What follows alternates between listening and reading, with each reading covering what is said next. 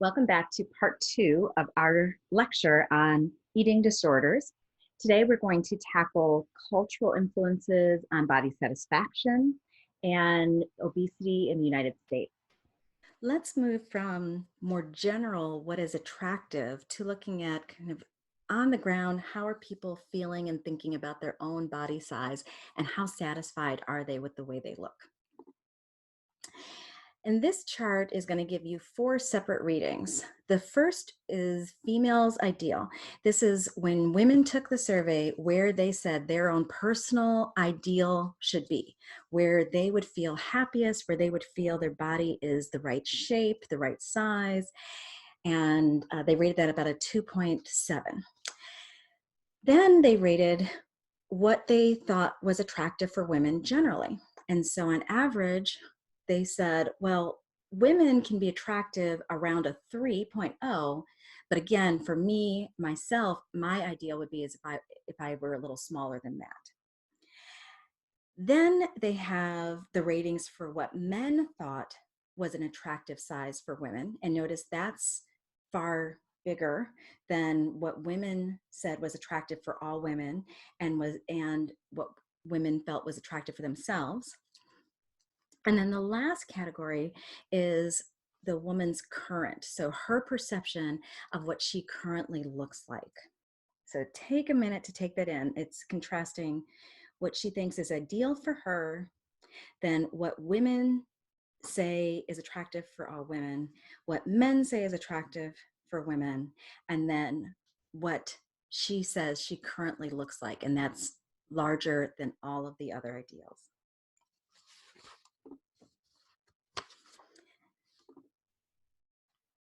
So in some, women are rating their current body shape as being heavier than their ideal and heavier than they think is attractive for women overall. Now let's compare that to men.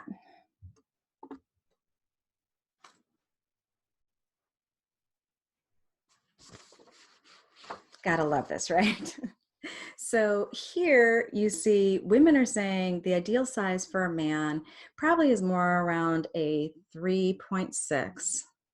But when men rate themselves, they are rating what men think is what they think is attractive for all men, where they think they are currently, and then where they think their own ideal would be, and all of them are exactly the same. So my ideal is what I look like now, and what all men should look like is what I look like now, is in essence what that is saying. So in essence, men rate their body shape as being close to both their ideal body shape for themselves and what they think is ideal for all men. So gotta love it, gotta love it. Obesity is a national epidemic in the United States. Over 61% of all adults in the US are overweight. 26% of adults in the US are obese. A third of all children are overweight, and 90% of those who try to lose weight will fail to keep the pounds off permanently.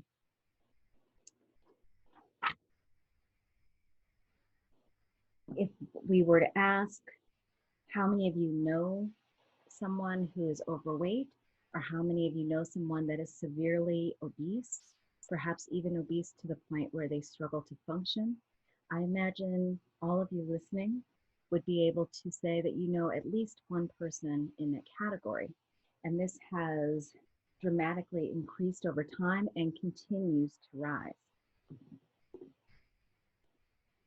The most widely used standard for determining whether or not someone qualifies as obese is the body mass index, the BMI. The National Institute of Health has set a level of 25 as our formal cutoff for determining whether or not a person is considered overweight or not.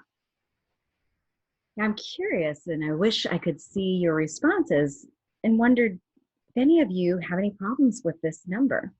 You know, if I were to look at my own BMI, I would have been considered overweight almost my entire life based on this standard. It's basically just taking your body weight by your height. part of the problem with this is that it's not accounting for muscle mass or bone density.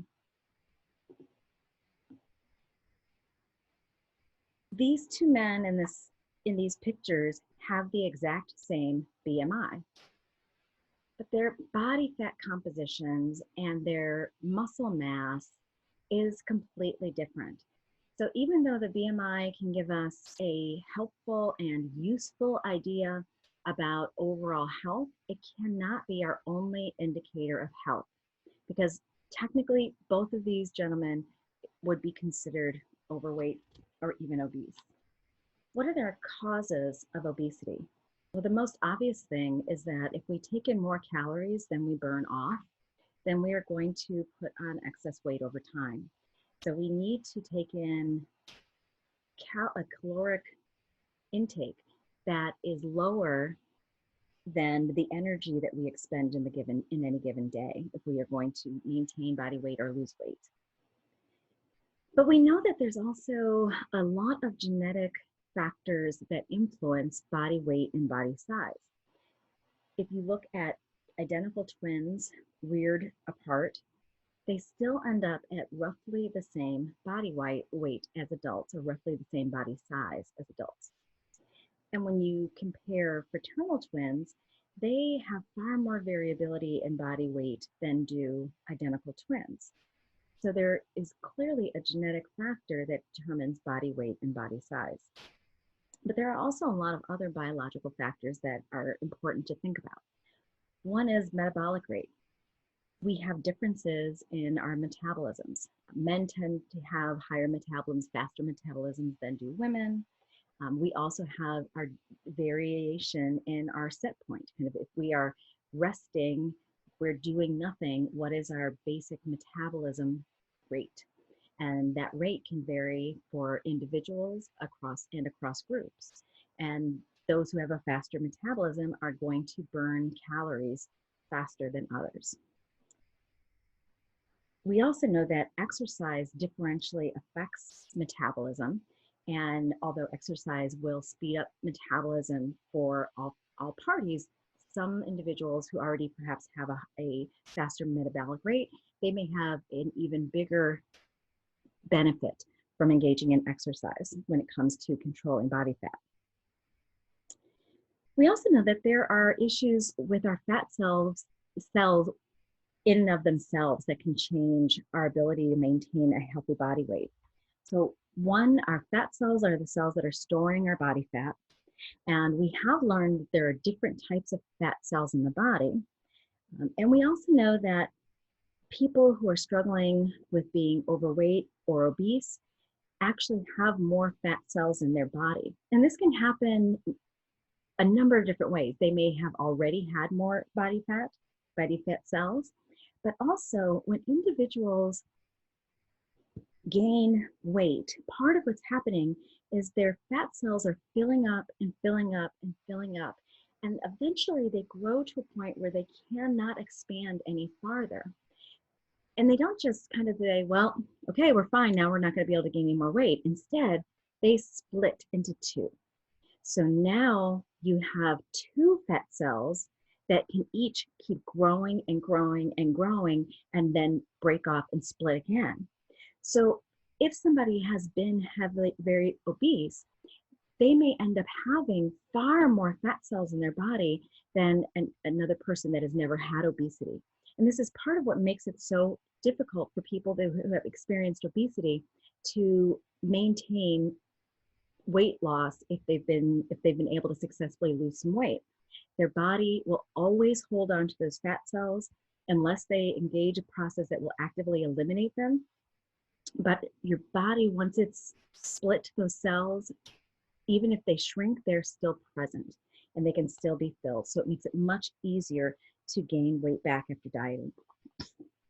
And of course, there's many things about how we live our lives that impact our likelihood of having challenges around weight. Obese people are typically less physically active than are people of a more typical weight. And high-fat diets and eating larger proportions are very likely to increase the likelihood that someone will become obese over time. And we live in a world where actually it's getting much more difficult to make sound, healthy decisions around food because our lifestyles are very hectic. Many people are eating more and more food on the go. We're eating more processed and packaged foods that are easy to transport and quick to eat if we're in transit. And often the things that they are using in foods to make them tastier and to make them last longer on shelves and to transport easily are things that are actually contributing to increased obesity in the US. And there also are psychological factors and theories about obesity. Psychodynamic theorists will talk about obesity representing a fixation at the oral stage. So having problems with drinking, eating, smoking, all of these are things that they would say, well, there was something that was wrong at the oral stage of development, and now they continue to engage oral processes because of that fixation. Other theorists have also talked about low self-esteem, a lot of family conflict, and heavy negative emotions are all likely to result in people coping with negative emotions through food. And often those are going to be comfort foods that are high fat and high sugar, and that is going to increase weight gain. And we also know that there often are differences in self-efficacy expectancies with individuals who have struggled with their weight, meaning they often have a perception of their ability to change the world and to enact change within themselves. And they tend to feel that they're going to be less successful in doing so than individuals who do not have weight problems. So all of these are different causes of obesity. Very rarely is one of them going to tell the whole story for any one individual person. And for some of these things, it's difficult to know which factors came first and which are a result. You know, if somebody has depression, they're more likely to overeat and more likely to get heavier. But could it also be that somebody who happens to get heavier may become depressed as a result? So we can't take these as simple understandings of the causes of obesity, but they certainly are factors that we want to be thoughtful about when we're considering obesity causes.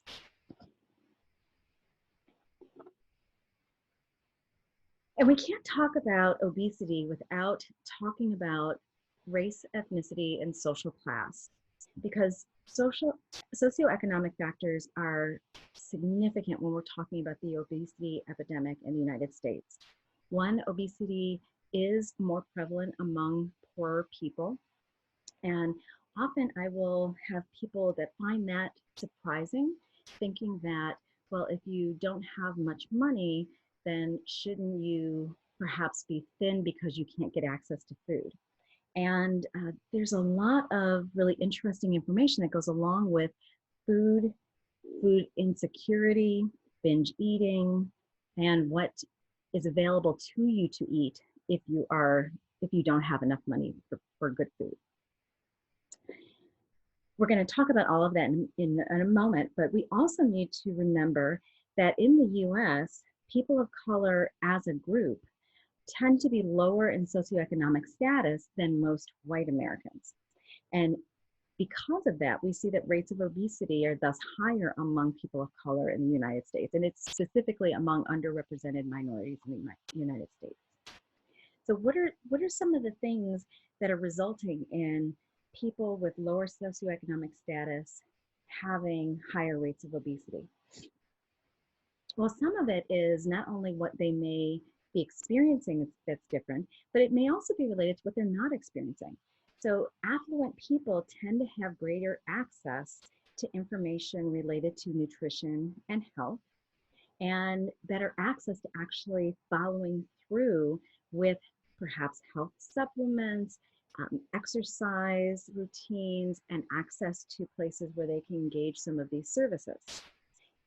Affluent people also have greater access to healthcare providers. So perhaps they get feedback on weight changes sooner, They get better information on how to address those health problems. And then again, they can actually afford to engage the health advice that they're being given. It's also very important to remember that fresh fruits and vegetables, the things that are not only helpful for maintaining healthy body weight, but also for overall health and well-being, are much more expensive in lower income neighborhoods. And this is something that I will encourage people to go and study on their own.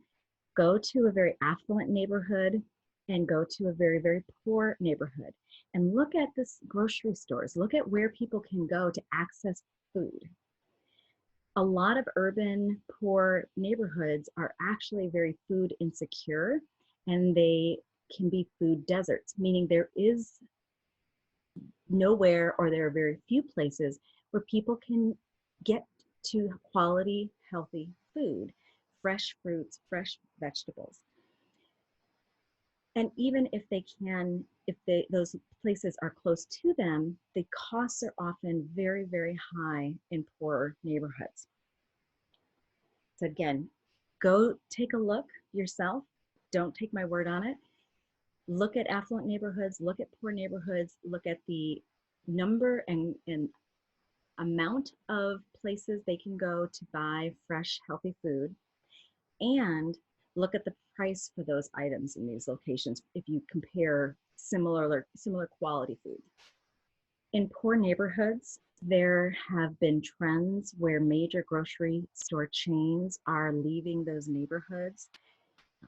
They either finding that they can't afford to be in those locations, or they are severely restricting the food options that are made available in those locations. And again, they're often at a higher price. So there are fewer stores. The stores that are left have fewer things for people to purchase. They tend to be more expensive. And there are many neighborhoods where they no longer have grocery stores. And so what they are able to access either requires them taking a lengthy trip to get to a store, perhaps even a lengthy trip on a bus. And I'll say this, many buses in these areas are also restricting the number of bags people can bring on the bus with them. So they may be taking 2 or 3 buses to get to a grocery store, but then they can't make major purchases. They can only get 1 or 2 bags worth of food to bring back home. So people are often buying their food from a local corner store, maybe a gas station, and these places focus more on highly processed, preservative heavy foods that tend to be heavy in sugar and salt. The other thing to consider when we're talking about people eating fresh fruits and vegetables, eating healthier foods, is that if somebody doesn't have enough money to make it through the month, then perishable foods don't make sense. What does make sense if you don't have enough money and you risk not being able to eat is only buying those foods that you can hold for a long period of time that will not go bad. So this means canned foods, and again means foods that have a lot of preservatives to make them last a long time. These are the kinds of foods that tend to be high in sugar, salt, and high in fat. And all of this increases the likelihood that people that are poor are likely to actually be obese rather than be emaciated in the United States. Other factors that are important to consider when we're thinking about differences across ethnic groups is the process of acculturation. And if you recall, acculturation is the process people move through as they leave their home culture and enter into a new culture. So immigrants coming to the United States from another part of the world, what we see is that initially, that first generation of immigrants tends to maintain healthy practices with both amount of exercise they're getting and the amount and the type of food that they're eating. But over time, the family will adopt the kinds of unhealthy dietary practices that are very typical of the United States. And by the third generation, you see that they are no longer healthier than most Americans. They are actually as poor in health as the rest of the United States. So often it's contrary to what we initially think when we think about the experience of acculturation and what those first two generations would be like. But they tend to be healthier than other folks in the US. And by the third generation of being in the United States, their health habits tend to be just as bad as everyone else's. There are also some interesting biological factors that, for example, talking about genetic differences and metabolic rates that may contribute to some of the differences that we see. For example, there's research that suggests that Black women have, as a group, tend to have a lower resting metabolic rate than other groups of men or women. So they may not be burning the same number of calories for the same amount of energy that they're expending.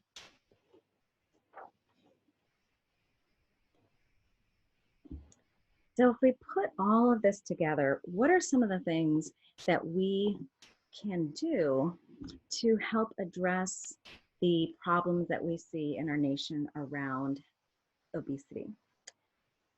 One, we need to really focus in on making sure that there is increased access to health education and that we are providing health education information in schools at early ages and that we are making it widely accessible throughout communities.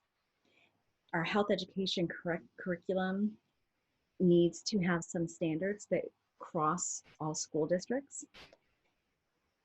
And we need to consider providing universal access to treatment for obesity. There are a lot of concerns about things like bariatric surgery. It does have between a 1% and 2% complication rate.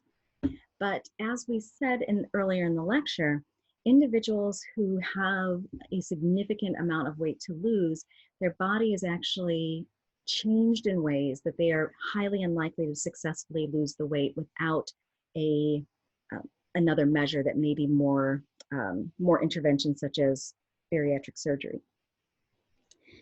We also want to think about increased access to the kinds of healthy foods and recreational opportunities that allow people to maintain a healthy body weight and healthy exercise.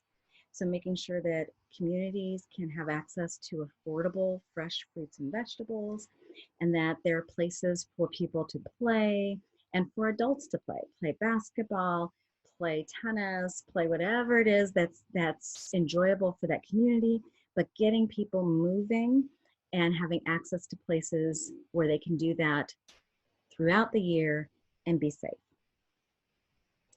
I would also argue that we need to do more to decrease stigma and shame about body size.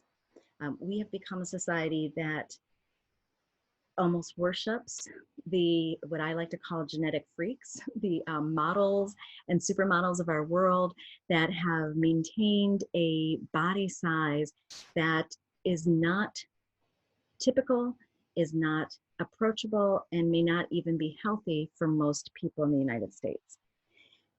In worshiping those types of bodies, we've also come to condemn bodies that deviate from that, whether it's that they're shorter, and certainly whether or not they have more body fat.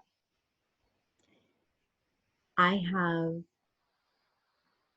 talked to people who have actively and intentionally used shaming others as a way of getting them motivated to lose weight. Often we'll see this in families where family, like a brother or sister, is calling another brother or sister names or making fun of them when they eat. Shame never leads to improved health outcomes. And ironically, the places where people need to go to get healthier and be healthier are the places where sometimes they are shamed most often. So shamed at the doctors, and shamed certainly if they go to health clubs and they're trying to work out and lose weight. That's often where people are particularly cruel. What happens when people are shamed around their body size and their eating is they often will become more secretive. And the negative feelings and emotions that are causing the shame are likely to increase their eating of comfort foods that are high fat and high sugar, and to perhaps binge eat in order to cope with those negative emotions. So although many do believe that shaming someone may actually motivate them to engage in better health behaviors, the reality is that it makes things worse, not better. With that, I will end our topic on eating pathology and obesity.